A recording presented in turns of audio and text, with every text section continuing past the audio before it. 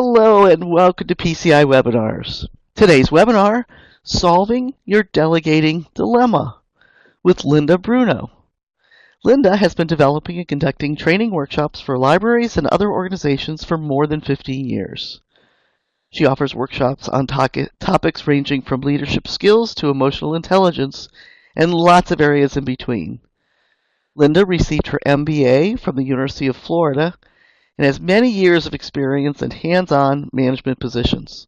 She develops her workshops based on solid research and, more importantly, real-life application. Linda is also certified with DDI and Achieve Global.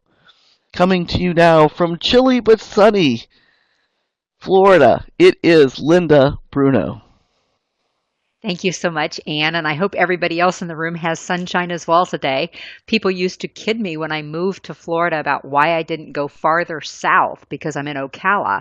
And they said it's warmer farther south. And I said the warmth doesn't bother me as much as the lack of sunshine where I came from. So I am thrilled to have blue skies and sunshine today, no matter what the temperature is.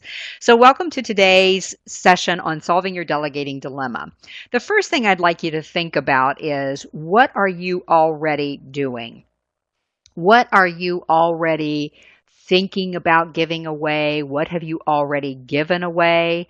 And I'm just going to mention to you, okay, there it is. I was just going to say my slides aren't showing up. I love that when the platform does funny things to me like that right at the beginning. We got that out of the way now. We're going to have a great session. So think about that. And I've just listed a lot of things people tell me that they do during a typical day or a typical week. But on your handouts, and if you don't have your handouts, feel free to make your own notes or whatever, but the handouts do give you space for that and do give you a place where you can record things and reflect back at a later date. This is one of those topics where you probably aren't going to capture everything you want to capture in 1 hour today, but if you do use the handouts or make your own notes, then you can go back and take a look at it. So think for just a moment about what you already do in your day, and then on your handouts it has a little list of what have you already delegated. To whom did you delegate that?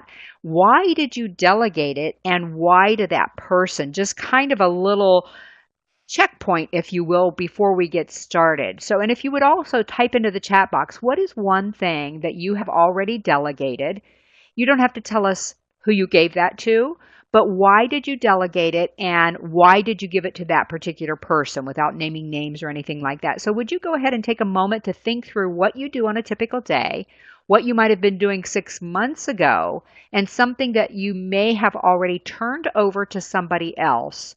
Why did you do that, and why did you turn it over to that particular person? So I'm going to give you a moment to think through that and type into the chat box as we flesh out how we can solve that delegating dilemma.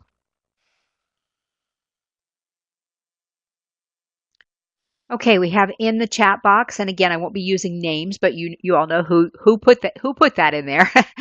Delegated planning a large scale program to a person who does children's programming in my branch because she wanted to take a higher level of responsibility. Wow, I love that. Because a lot of people want to take on more responsibility, don't they? And it doesn't say anywhere in there that she has past experience doing that. So this gives that particular person a chance to grow and develop and maybe even make a few mistakes. And I love that you're willing to give it to someone who may make a mistake with something that's a little bit more higher level of responsibility. Because when you're planning a large scale program, there's a lot more to that than doing children's programming, isn't there? Unless it's a large-scale children's program. So that's a great opportunity to delegate something. I see multiple attendees are still typing, and I don't like to talk over the top of the typing. Say that fast 3 times. And that person who delegated that particular project says, I've told her I'm here whenever she needs help with it. I'm checking in with her periodically to check on progress. Great. That's great, because that's one of the things we're going to talk about a little bit later is once you've delegated, then what do you do? Another person delegated summer story time to a youth services librarian and youth services paraprofessional. So giving them, again, more responsibility, maybe tapping into something that they've wanted to do for a while, or that you've seen a hint of that kind of talent already in that particular person. So those are excellent ways to already get started on your delegating journey. And in just a few minutes, we're going to talk about why you're here today. What are your obstacles? What do you think might be helpful for you to take away from today?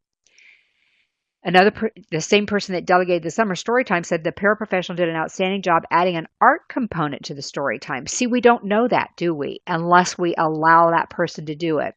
I was just looking, and I didn't get a chance to read the article this morning, but I got an email from one of the e-zines that I subscribe to improve yourself and your work and so forth. And they were talking about fresh perspectives on problem solving. And that's exactly what you're talking about here. It wasn't really a problem. Nobody really recognized that an art component might be useful. So when you get those fresh perspectives, look at what you add to something that you might never have thought of in another 15 years because it just wasn't in your line of vision. But yet a new person coming in and adding that fresh perspective can give you that new line of vision. So let's take a look at this and give this some thought. What's the big deal?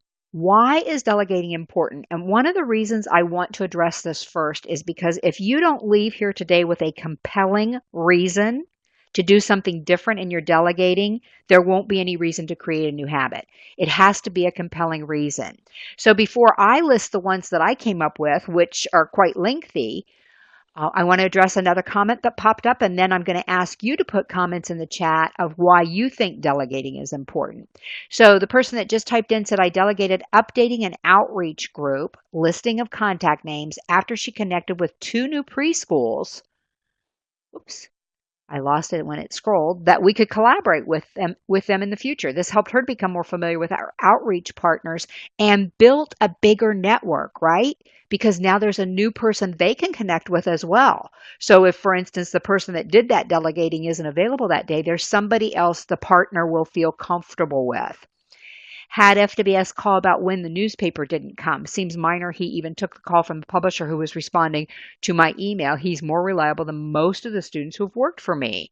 A great thing to keep in mind when you're talking to that person that you delegated to is to let them know what a good job they're doing too, right? So the next question becomes, why is this important? You all are doing an excellent job already. I love that. Thank you so much for sharing those ideas. But why do you think delegating is important? We hear a lot about it, and yet we also hear a lot from people that they aren't doing it well, they aren't doing it as much as they should. Why do you think it's important? Just type one word or phrase into the chat box if you would. Why should we even be paying attention to this today? Makes life easier, exactly. Might as well share the joy, right? Share the workload. Gives you more time to focus on your management duties because one person can't do it all. And I'm reading through the chat box that you all are saying. Those are not my comments. Those are excellent points. It mentors best practices in sharing the workload. And you need to do that, don't you? You can't do it all. Even though some of us would like to and would feel more comfortable if we did it all, it just doesn't make sense. Another thing that happens is we find ourselves distracted by the things that really shouldn't be the focus of our jobs, but they have to be done. We don't feel comfortable delegating, so we do them ourselves. And all of a sudden, as one of you mentioned, we don't have time for our real management duties if we're not delegating. Here are some things that I'm put down, and I do not expect you to write all these down. But if you find a compelling reason, remember that term, if you find a compelling reason in what I'm talking about and showing you on the slides, do write that down somewhere because there's going to come a time, maybe in the next 30 days, where you know you need to delegate something, but you don't have time or whatever it might be. Go back to your compelling reason and see why you need to make time to do that. As one of you said, more time to manage and time to do your own work. You commented on that. It builds trust.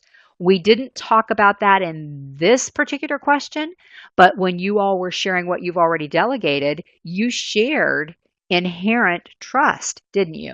We didn't use that word, but we are building trust, both sides.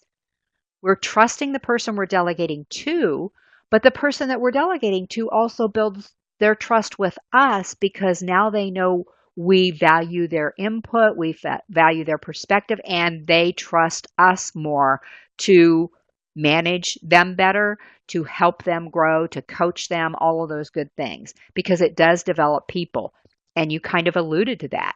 It develops those people, helps them share the workload, gives them a broader perspective to what's going on in your library environment. And I have some other things. It shares that workload, as you said. Uh-oh, look at that one. It trains your replacement. What I have heard over the last several years is that libraries are struggling with succession planning, meaning who is going to succeed me in my job, because there are an awful lot of people getting ready to retire.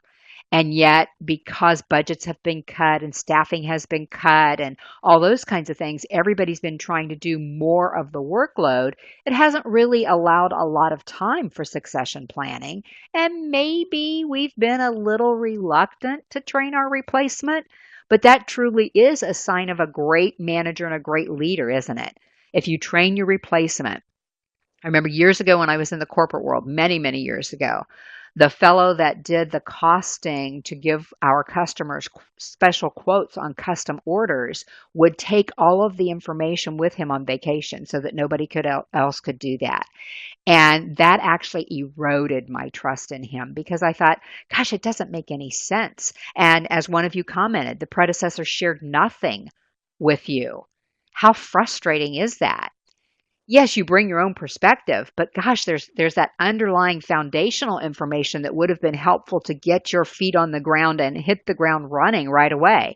So this is an excellent reason to actually do a little more delegating than you might have in the past. It shows your confidence in yourself because you are confident enough in the fact that you've trained these people, you've got good people on your staff, you're coaching them. It shows your confidence, and it also shows your confidence in the other person. Many, many, many surveys still today, even though our world is full of social media telling us we should be worried about wages and we should be worried about keeping our job. And of course, that's all underlying how we approach our careers, isn't it?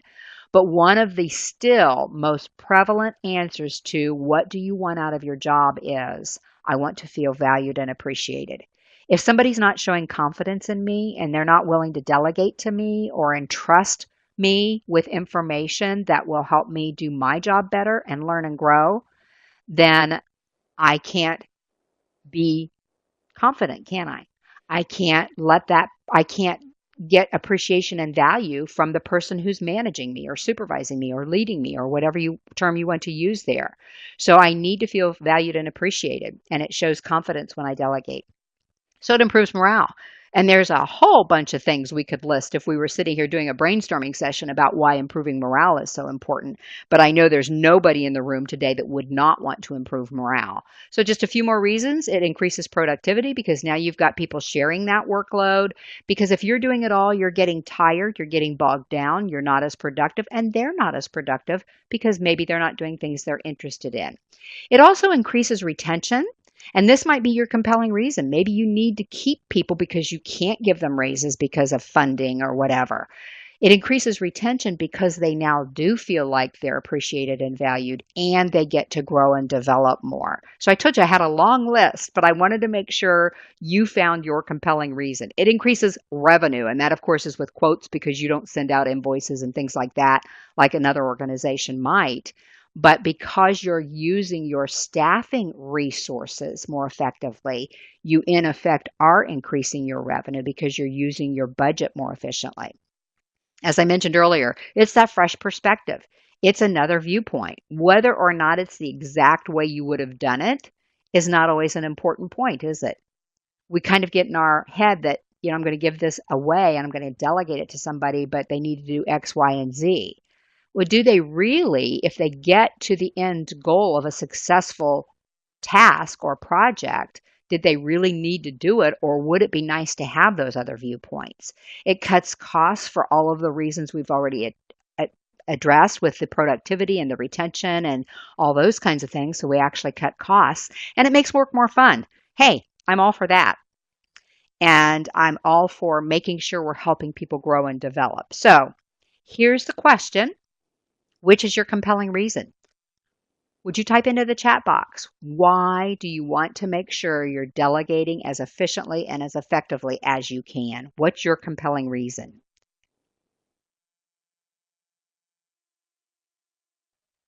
More time to manage popped up.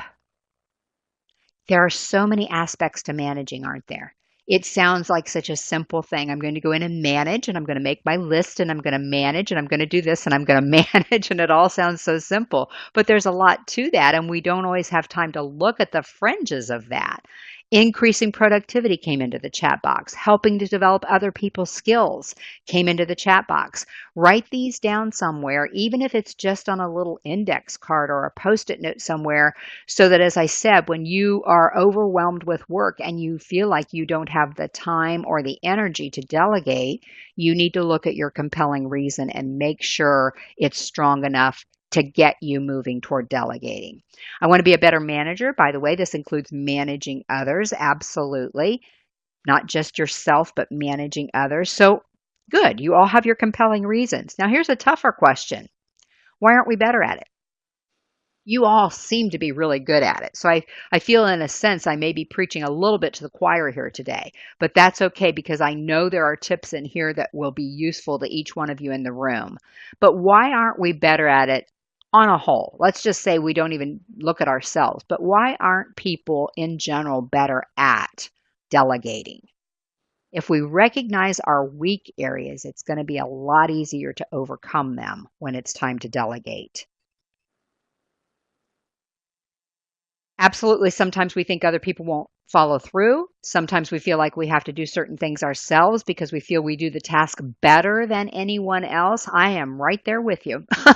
It's just one of those things because maybe we've done it for a long time. We fine-tuned it. We have a good hold on it. And it can be uncomfortable to tell others what to do, especially if we've come up in the ranks at our library, where maybe we came in at a more of a staff level and we've been promoted to more of a management level. But the people that we're working with, we used to work with as staff. That can be a little uncomfortable. It takes time to train people. So, you know what? If I don't delegate, I don't have to worry about that. It's a very natural thought process, isn't it? And it is super time consuming. I like that comment. It's not just a little bit time consuming, it can be super time consuming, especially if that person learns a different way than you do. You have to try to figure out how to adapt to that and all kinds of things. So I'm going to pop a few of the reasons I came up with just here in front of us.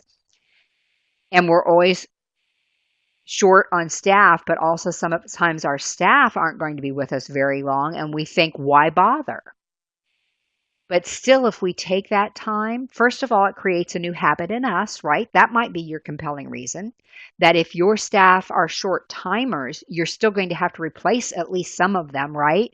And if you replace them, you're going to need to be in the habit of delegating. So if you get in the habit with your short timers, when new people come in, it will be natural for you to turn things over to them. Here are a few things I came up with. You mentioned this. Anything you can do, I can do better. Sometimes that comes to a point where we feel threatened, where we think, what if they do better? And they very well might. Let's just acknowledge that, put that right on the table, because we can't do everything superbly. There are going to be other people with more gifts and talents in a certain area than we have. Even if we've always done this, they might be better at it. Sometimes we feel like our employees are lazy. And I put that in quotes because maybe they just don't have the spark that we have or the initiative or the ambition. And that's not always a bad thing, but when we need to delegate, it could become a bad thing. It's risky. What if they do it wrong? And what if somebody above me finds out that something was done wrong that was under my responsibility? Even though I delegated it, it's my issue, isn't it? If it's under my responsibility, even though someone else actually did it, it's still my issue. So it is a little risky to do that. But again, it's kind of risky to try to do it all ourselves, isn't it? We like to do that task. Somebody mentioned that. We do it better than everybody else. We like to do it. Maybe we just don't trust that person. Maybe they will try to outshine us, or maybe we know they really won't put the effort forth that we would like. A couple of other reasons. This one touches a little bit too close to our nerves sometimes. We want the recognition if we're really good at something. It's always nice to feel valued and appreciated. And sometimes when we do it ourselves, we get that recognition. Sometimes we just don't have the time to delegate, but the issue becomes over the course of a longer period, we've wasted all that time doing it ourselves. So not having the time is not a good enough reason. And as one of you alluded to, sometimes it's just hard to give work to somebody else. We feel guilty about that. Somebody commented providing a bulleted list of how to do it if the staff feel unsure of how to do the task. Absolutely.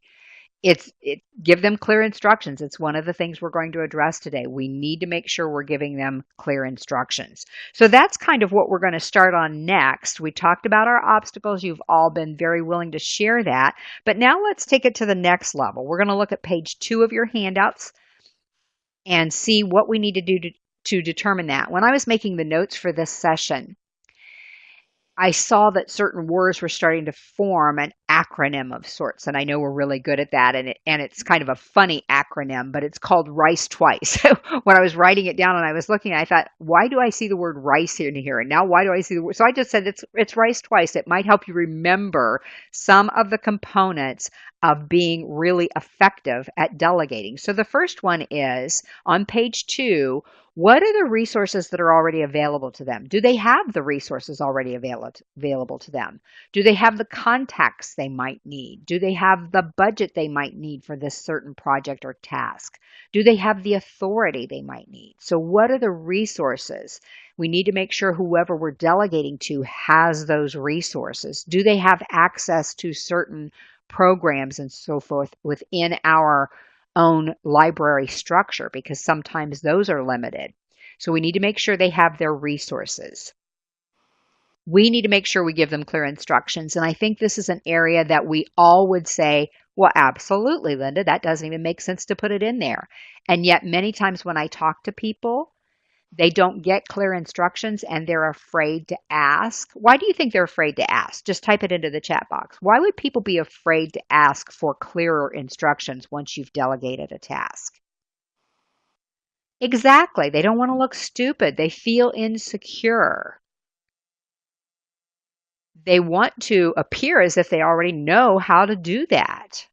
It's happened to us probably where we've been hesitant. I remember I worked with a lady once that was promoted to provost of a college, and there was a certain segment of that job she had down pat before she was ever promoted, but there was one chunk of it that she had never even been exposed to, and nobody gave her any information about it. Like somebody indicated earlier, it was that succession planning thing. Nobody gave her anything, and after a few months, she was really struggling, and she got called in by the president of the university, and he said, what's going on here? And she said, you know what? I don't know how to do this. I am your person for this big chunk of what needs to be done with this campus. But I do not know this. I was never exposed to it and I need help. And she told me, she said it was so hard to admit that. And in reality, the president should have recognized that and been available, like some of you mentioned. Say to them, here I am. If we have questions, I'm going to check in with you for the first 3 months, maybe every couple weeks or whatever it is. Fear of being judged. Exactly. None of us wants to be judged unless we're being judged that we're the most brilliant person and the best qualified and all those kinds of things. So it is our responsibility to make sure they have clear instructions, the details, the data they need, the specifics, the timelines, all those kinds of things. We need to set a clear completion date. Telling somebody to have something done as soon as possible could mean that it gets done this afternoon, and it could mean that it gets done in February, because everybody's as soon as possible could change, and we need to be aware of the fact that they have other work to do, and what does that work involve, and how much time will that work take. So being clear about a completion date is critical. And if you're having them do something for your presentation at the board, and the board meeting is Tuesday morning at 9 o'clock, Tuesday morning at 9 o'clock should not be your completion date, should it? Because you want to give this person time to come back and bring that to you and say, is this what you needed? And make any adjustments the first time around. Excuse me, I had a little froggy in my throat. So you're looking for a completion date. So if your board meeting is at 9 o'clock on Tuesday, you might want to have it done Thursday. That might be your completion date. That's not a false date. That's when you need to know it's done the way it needs to be done for your presentation on Tuesday. To make sure if there are any adjustments, you can do that. On the other hand, if it's just something that you need on your desk so that you can continue working on something, Tuesday at 9 o'clock might be fine, as long as it's not a critical situation where somebody needs to be there. Expectations. What are your expectations? Do you want them to print it double-sided? Do you want them to double space? Do you want them to put pie charts and graphs in it? Do you want them to come clearly to the point? Do you want them to make a bulleted list? Do you see how those little details of what your expectations are? And you might be thinking in your mind, well, everybody knows this report is always done double-sided. Well, everybody might be aware of that subconsciously, but it might not come to the forefront if that task has now been delegated to them. So make sure your expectations are really clear. Here's one that a couple of you kind of alluded to. We didn't really speak specifically to this, but what talents are these people bringing to this particular task or project? If we are delegating based on the warm body that walked by our office space this morning, that's the first person that gets it, then that's not good delegation. It might be a match, but if we're not looking at their true talents or their hidden talents, sometimes maybe they haven't even exhibited the talent yet. You might need to dig a little deeper and see what they think their talents are and how you could use them in this particular task or project. But I think this one is huge. People love to feel like they're doing a good job. And the way they can do a good job is to make sure we're tapping into their talents, right? So we want to make sure that we're paying enough attention to that to say, you know what? Linda Bruno is not the person we want to give the Excel spreadsheet to. She can do it and she'll plug away until she gets it done, but we're going to lose productivity. It's going to cost us more in the long run with man hours, if you will, staffing hours, because it'll be a struggle for her. She's not used to using it. She's not thrilled with using it. And there are other people that love playing with that and come up with a really good product at the end. And Linda Bruno's will be usable, but it may not be the best result you could get. So tap into their particular project talents.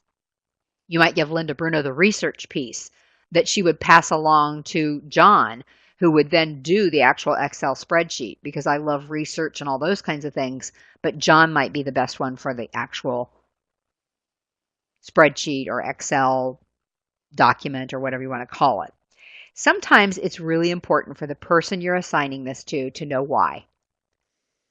If there is no why, this is also helpful for you, because I've talked to people before who have started doing something that's always been done and they only do it once a year and they're going to do it again, and they sit down and look at this rice twice list and they get to why and they can't answer that. And all of a sudden a light bulb goes on that this really isn't that meaningful anymore. So this is not only important for them because everybody wants to know why they're doing their work, but it's also important for you because it gives you a clearer vision. And once you've actually identified the why of why you're giving this particular task away and why you're doing the task to begin with, why is it important? It also clarifies some of these other things for you. If you're asking yourself, why am I doing this report? Well, because it contributes to the budget and the budget has to be done by the 1st of January, then all of a sudden you start to get some information on those deadlines and expectations that you need to give that person as well. So why becomes something that we don't typically ask ourselves when we're delegating. We don't say, why is this task important? We just assume it is. But every once in a while, something will pop up. And maybe we don't find out that it's totally unimportant, but we find out that when we ask why it's important, there's more to it than we thought, and we would have delegated ineffectively if we hadn't addressed the why first. Input. Get their feedback. Check for understanding. And take this upon yourself. Don't say, do you understand? Say something like, sometimes I get excited about this and I may not give you all the details you need. So tell me what you heard me say about this particular project that I'm assigning to you. Or, of course, what questions do you have? And I'm available and we can do a checkpoint. But get their feedback. What do you think about that? You know, I've been doing this for so long, you might say to this person, that I've sort of gotten maybe in a little bit of a routine on how to do it. So as I've explained this to you over the last few minutes, what popped out for you that you might want to add a fresh perspective to and actually have a little bit of that discussion before the person gets started? Because again, they might be intimidated. They might be fearful of being judged. They might not want to look stupid or feel insecure by giving you that feedback in the midst of it. You know, if you're giving them that assignment, you have some kind of power over them. They may not feel comfortable saying, you know, I just realized if we did this way, everybody would get it sooner, they would understand it better, whatever it might be. So get their feedback as you're having the discussion. Be willing to accept their feedback. It doesn't mean they're going to be right. It doesn't mean that you're going to use their feedback, but at least be willing to use it if it's valuable. And 9 times out of 10, it will be valuable. That 1 time out of 10, it might be something that's really intriguing, but it's not going to work with the budget or the timing or whatever, and just explain that to them. I love that idea, and I'd like to try that the next time. Maybe we can get started a little bit earlier, but on this particular project, it's due in 2 weeks, so we won't really have time to address that. Have that discussion. It won't even feel like delegation to either one of you if you're having those kinds of discussions right up front. The next one said, have checkpoints. Now, here's something you need to kind of be aware of a little bit in having checkpoints. Some people need more frequent checkpoints than others, not because they don't get it, not because they're worse or better, not any of that. It's their behavioral tendency. If you have a daily checkpoint with somebody who wants to get everything just right, they'll feel a little criticized once you've given them the details. If you have a daily checkpoint with the person that just wants to take something and run with it, they're going to think, why bother? You might as well do this yourself. If you have a daily checkpoint with the person that's kind of laid back, that might be a good idea. It just depends on the person. So, or on the person that loves people and all those kinds of things, they might get distracted pretty easily. So your checkpoints might be more frequent. So don't just assume that delegating something, you will have a weekly checkpoint with whoever you delegate that to. Think about the person involved. Does this person want to take this and run with it? Make sure your instructions are clear. Make sure you're okay. Your ego is okay. Your pride is okay with them doing it, whatever way they need to do it to get it done, and then have fewer checkpoints with that person. So knowing your people is critical, isn't it? To have those kinds of checkpoints and know that with one person you may be checking in every couple of days and with another person you may be checking in every week. It just depends. Empowerment. This is such a cliched word. I struggle with even using this word, except that's exactly what you need to do. You need to empower people so that they know they have the authority to go and do what needs to be done, that somebody isn't going to have to approve every single step they take, because that's not delegating, that's micromanaging, isn't it? So empowerment becomes an issue for people. And again, some people need to feel more empowered than others. And you need to use your own discernment and discretion to determine that, but empowerment becomes very important. So at the bottom of page 2, it just says, which of the above areas should I pay more attention to? So in that little rice twice recipe that we just talked about, which area do you think you could pay more attention to, and what changes might you want to make? And just pick one for right now. There may be others. Out of 9, there certainly easily could be more than one. One of you commented, no more as soon as possible.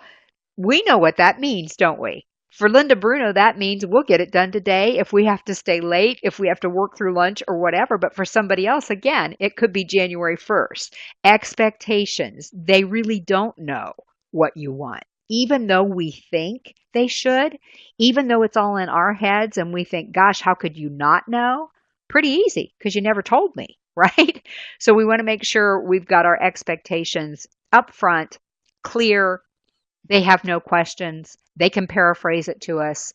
They can summarize what we just said, and nobody's going to be surprised in this. Because what happens with surprises is sometimes they're very pleasant, and the person who mentioned earlier about that person added an art component to story time, that was a pleasant surprise. But maybe just as often, the surprise might be unpleasant because it's not what you were expecting. It didn't get done when it should have, all those kinds of things. Somebody commented, things that seem like common sense may not be such to someone else. Exactly. Our common sense is not necessarily theirs, right? Okay, so let's look at page 3. Here at the top of the page, no fill-ins or anything, but I want you to read through these just fairly quickly and put a check mark beside any of those key points at the top of page 3 of your handouts that you think you might need to work on. So take just a moment to scan through those and pay attention to any that maybe you haven't really focused in on in the past when you've delegated. Take a moment to do that. And if you would, just type it into the chat box, which key point, and you may have more than one. Again, I would expect you to have more than one that you might want to focus on a little bit more, but type one into the chat box that you'd like to think about a little bit more the next time you're getting ready to delegate. No need to think about a particular task that you're considering delegating at this point, just a particular area that you might want to pay attention to in the future when you delegate.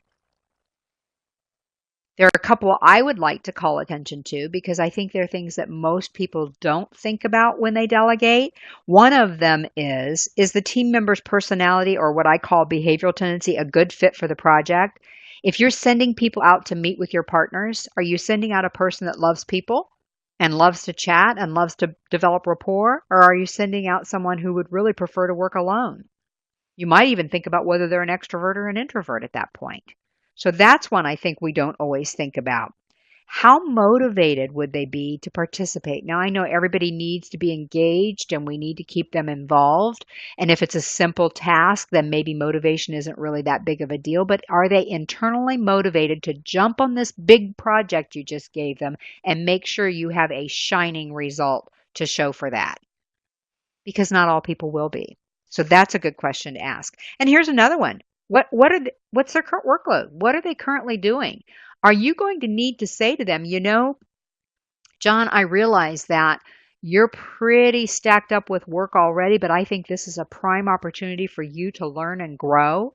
And because of that, I'd like to talk to you about what we can take off of your plate. We never do that. We just keep giving people more stuff. And sometimes you can tell they need more stuff. They need a challenge, or they're really kind of slow in what they're doing. I mean, slow from the standpoint they don't have a lot of work lined up right now, that kind of slow. Not that they're slow at doing work, but they just really don't have that much on their plate right now. That's a good opportunity. But it really can benefit you to step back and take a look at that, can it? So did anybody come up with any of those that you think you might want to pay more attention to?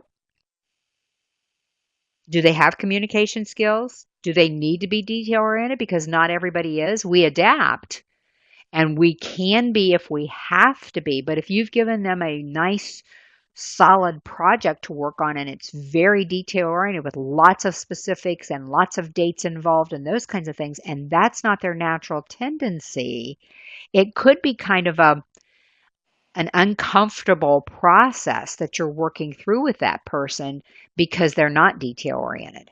And like I said earlier, the same applies if you're talking about people oriented. If it's something that's very involved with people and building relationships and that's not their natural bent, maybe they'd like to develop that area. Great.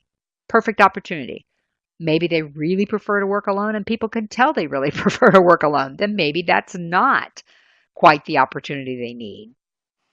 So something that came into the chat box, offering to take an hour of their staff time on the desk so that they can complete the project. Exactly. And you might need to take that hour weekly so that they can work on that project or whatever it is. But always consider what's going on already for them, because you don't want the delegation to feel like just one more burden they have to carry and they already feel so overloaded. What else? Did anybody else find any? I see one comment that popped up. Did anybody else find anything in that whole list of things they might want to consider as a key point the next time they're delegating? I do see some people typing, so I'm going to hold off for just a few seconds and see if that pops into the chat box.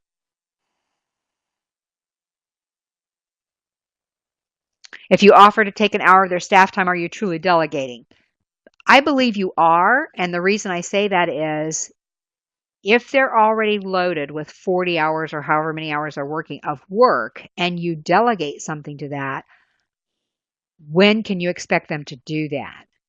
Delegating doesn't have to do with, I see what you're saying, your time is now taken up, but maybe you can find somebody else too. If you don't have that hour time to work the desk for them.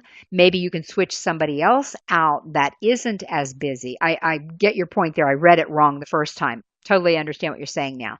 Yeah, if you're trying to lessen your workload so that you have more time to manage, you wouldn't want to be the one that volunteers on the desk, right?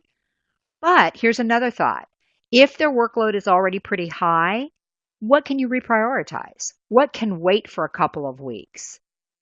What can you step back and say, you know what? We really don't need that done until February. Let's put that on the back burner for 2 weeks while you work on this project. So that's sometimes what happens when you look at their workload as well. But absolutely, if your workload is already up to your neck and you don't have that extra hour, that's not a good exchange, is it? It might be because you still want to develop that person. So it might be that your priority goes to the back burner of having a little more time to manage, but this is a prime opportunity for somebody. So you might want to go ahead and work the desk for them anyway, even though that doesn't free up any time for you, because you see that John now gets an opportunity to go out and work with the outreach partners that he really could develop that skill. So sometimes it's a crossover. They may refuse the hour, but at least you're showing support. Absolutely, for the staff to be successful. Absolutely. Yeah, they know what their workload is. And again, remember we talked about what's the expectation, getting their input. Remember that second I in Rice Twice? It was getting their input. So the conversation becomes, so tell me about your workload right now. You know your people. You know if they're stretching it because they just don't want to take on anything else and they don't want to put forth the effort. But you certainly can have that conversation, can't you? To say, I don't want to overload you with work, but I've noticed that the XYZ project you were doing is winding down now, so it appears you have some free time. The comment came up, I guess it depends on the reason for the delegation. Absolutely. Maybe it's simply to grow the employee. Maybe it's a little bit of both, but you really need to look at that, don't you? Isn't it odd that something that sounds so simple, delegation, can become not complex or complicated, but a little more involved if we really want to do it well. But now today, you have a little mini manual in these 4 pages. Because now that we've gone over it for an hour, it's going to take you 30 seconds to go back and look at the notes you took or look at the things that I've already written for you and say, oh, I forgot to think about that. Might even take you 5 seconds. So now you've got this all in front of you. Another comment that came up, I look at it as paying it forward more than coddling. You might be able to dump on them in the future and they remember how you assisted them. Sometimes it's a give and take thing, isn't it? You might say, here's a project we really need to work on. I know you're about at your max, but if you can help me through this, then maybe after the first of the year, I'll be able to help you with this. Or we'll be able to rearrange some duties so that you're not quite so overloaded. Again, you have to use discernment. You have to use some strategy here. You have to know your people. All of that's part of this, isn't it? So I hope you have a good little checklist there that you can go back and look at in the future. Let's take a look at kind of an overview of this. One of the things that happens for people they forget to do is just simply to prioritize assignments, decisions, projects, tasks, other things that are in front of them. What really needs to be taken care of now? And part of that may involve helping the person you're delegating to prioritize their own assignments and decisions and other work. But that's one of the first things we need to look at, isn't it? Because if everything they have to do is really, really important, they may not be the right person to delegate to if they're the only ones qualified to do those things. That might give you a hint that you need to do some cross-training in the future. But if you've got something that has to be done right now, that's not the time to think of that either. Which tasks can be delegated? Which tasks should be delegated? Which tasks do you not want to delegate it but should be delegated? So we need to look at all those things when we're thinking about where do I go from here? I've got some really good tips on how to, but where do I decide what actually needs to be delegated? Analyze your staff. Which person could handle the assignment? Now here's a little thing that can sneak up on you and will make you look like you're playing favorites. There may be somebody on your staff that you depend on so much that every time you think of delegating, that's the person you think of. But that's not fair to anybody, isn't it? It makes them feel really good the first few times because they think, look, I am the go-to person for John. But you know what? About the fifth time you've used me as the go-to person and everybody else's workload is a lot lighter all 5 times, I'm going to start to feel some resentment, even though I am your go-to person. So be careful of this. Analyze your staff, which person could best handle the assignment. Sometimes the very best may not be the person that actually gets the assignment based on all of the other things that we've talked about, including you do not want to appear as if you're playing favorites or as if you only trust one person. That can be very demoralizing to everybody else. So once you've done that, you've prioritized, you've decided which things you want to delegate, you've looked at your staff, then you just need to go ahead and delegate it. And once you've delegated it, the next issue becomes really important, and it's called control. This is not about micromanaging. You control the delegation by using your Rice Twice instructions that we talked about on page 2. Go through that and control it by making sure your expectations and deadlines are clear and you got input. That's about as much control as you can have, isn't it? Because if you go through that and follow those instructions on those 9 letters, you will have controlled the delegation without hanging over their shoulder and making them feel like you don't really trust them. Because it won't be successful delegation if they feel like you didn't trust them. Then remember to delegate it completely, empower them, and don't be a babysitter. You need to have checkpoints like we talked about, depending on what that person needs or what you've observed would be helpful for that person. But you want to make sure you're not keeping back the biggest part. You're not keeping back the part that gets the most recognition. You're not keeping back the really meaty, challenging part because of fear on your part. You're going to delegate completely, empower them, and you're not going to babysit them. We're at the top of page 4 now. Number 2 is huge. Give credit.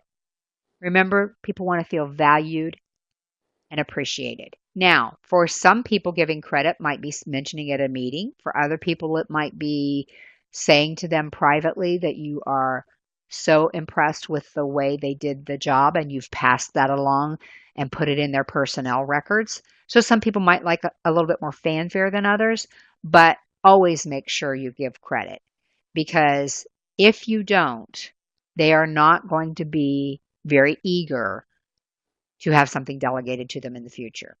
So you want to make sure they feel valued and appreciated by saying, thanks so much for doing that. I love the way you brought that art aspect in that I had never thought of. I love the way you brought the fresh perspective about how to do the Excel spreadsheet. I love the way you decided to make an extra copy for everybody at the board, whatever it might be.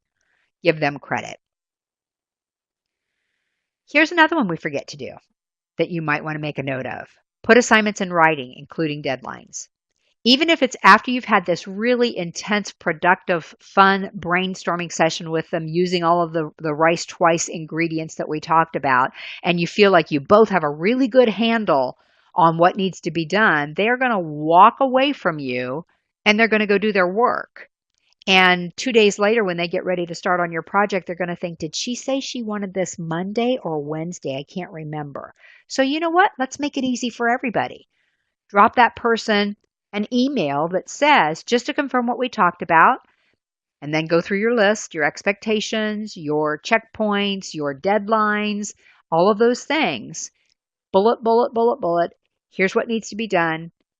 Use whatever method you want to get to the end result. Here's the end result I need. I need it by this date. We're going to check in every 3 days until we finish the project, but you know you always have my ear if you have any questions in the meantime. So go ahead and put it in writing.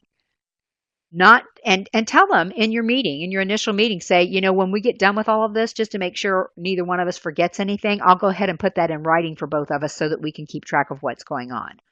So put it in writing, even though you think they heard what you heard. You know, they did, but they're going to leave and they might get distracted, or maybe they heard something that didn't sound like what you thought you said. Somebody commented in the chat box, love this point of putting it in writing. Sometimes people need to hear things 3 times before they remember. And for Linda Bruno, sometimes more than that, right? Because my mind goes someplace else as soon as we're done. I've got a lot of work to do. I have to go to soccer tonight. I'm leaving for vacation tomorrow. I have a headache, whatever it might be. We all have other things on our mind. So putting it in writing just saves us from any angst that might come up if the person misunderstood or didn't hear it completely or took it upon themselves to do something different or whatever it might be. So put it in writing. That can be very helpful. Encourage independence. You want them to be independent. You're going to empower them. You're going to delegate it completely. So encourage that independence, knowing that they can always come back and check with you, knowing that certain people need more checkpoints than others, but encourage independence. Show interest and appreciation throughout the process if it's a long-term process, or even if it's a couple weeks. Let them know that you're interested, but you're not hanging over their shoulder and that you appreciate what they're doing. I love the next one, and we all say we do this, but we don't always do this. Be open to new ideas, methods, fresh perspectives, a whole different element that they bring to it. Even if it seems a little out there, let's give it a try. Nobody's going to die. Let's see what happens. If we love it, we keep it. If we don't, we tweak it or we leave it behind the next time. So be open to new ideas and methods and so forth. Accept that there might be mistakes or sometimes that you might perceive it as a mistake, and in their mind it's not. So accept mistakes and things that might be perceived as mistakes. And number 8 says just do it. You have to just step out there and do it, don't you? So we have just a few minutes left to now look back at all the many things we've talked about with delegation today. And there is a big, long list of stuff we've talked about in a very short period of time. So I know that's a little overwhelming.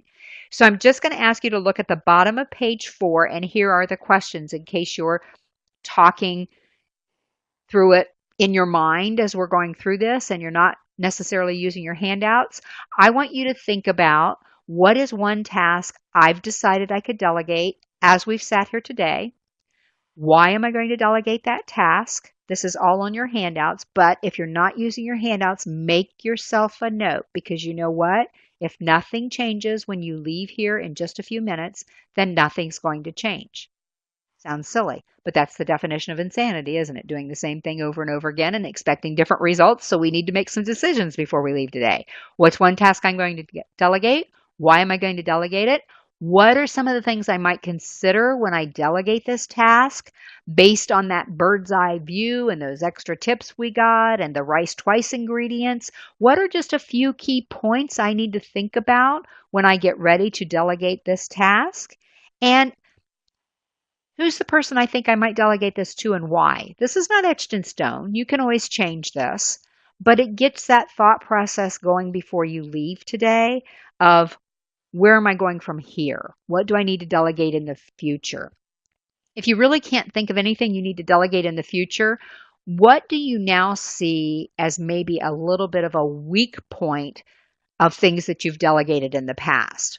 In the areas that we covered today under that rice twice and those key points and the bird's eye view and all the things that we talked about, in the past, if you don't have anything coming up just right away to delegate, in the past, what are some areas you could have paid more attention to? Because when you start thinking of those things, then the next time you'll be more aware of them. So take just a moment to think through that. We're just about ready to wrap up our webinar. Wrap up our webinar. I hate that this is being recorded when I do things like that, but we're about ready to wrap up our webinar, and I want you to go away with thoughts of what you can do differently, either going forth or what you could have done differently in the past. And then my last question for you is, what is one key that you've discovered at today's session? And how can you use that information to become a better delegator? Would you type that into the chat box, please? Take a moment and think about if you could only take, if I said to you, you're only allowed to use one piece of information from today's webinar, what would that piece of information be? And how are you going to use it to become a better delegator? So take just a moment to do that and type it into the chat box, and then we will wrap up the webinar. As you're doing that, I want to let you know that you always have my email address at the bottom of your handouts. So please feel free to email me with any additional questions or anything, any success stories that you have. I love those success stories, but anything that pops up where you think, gosh, I'm not quite sure how this would apply, I love getting those kinds of emails. Sometimes I'm traveling. It might be a day or so before I get back to you, but I always get back to everybody that emails me, and sometimes we have some really rich conversations that way. So please feel free to do that as well. Great webinar, Linda. Anybody have any other questions for Linda? They were all talking a lot during the webinar. Now they're quiet. I see all the things coming into the chat box that you're going to do. That's great. Writing it down seems to be very popular, and finding the compelling reason seems to be popular. Motivation of staff matching the task assigned. Yep. Putting assignments in writing with a deadline if appropriate. And if you need me for anything, you know how to get a hold of me. Thanks, everybody, for being so willing to participate today. I really appreciate that. Thank you so much. Thanks again, Linda, and thank you all for attending and participating so well. It's just great. You are the people that need to get delegates. You're so good. Okay, I don't see any other questions coming in, so once again, thank you to Linda Bruno for an excellent webinar, and thank you for coming. We hope to see you again soon at another PCI webinar. Have a great afternoon, everybody.